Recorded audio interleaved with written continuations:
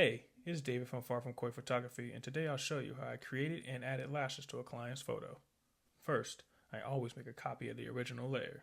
Then up top, click Window, down a new window, click Window again, Arrange, then over to 2 up vertical so I can see the changes in real time while I zoom in close on the other photo. Create a new layer, which is where I would be applying the new lashes, and bring up the brush settings. Make sure Shape Dynamic is checked. Head over to Control and select Fade. Here you can control the fade of the brush, which is how long you want the lash to be. Let's start at 100. As you can see, this brush doesn't look like a lash. That's because the brush setting is created to a soft brush when we need a hard setting.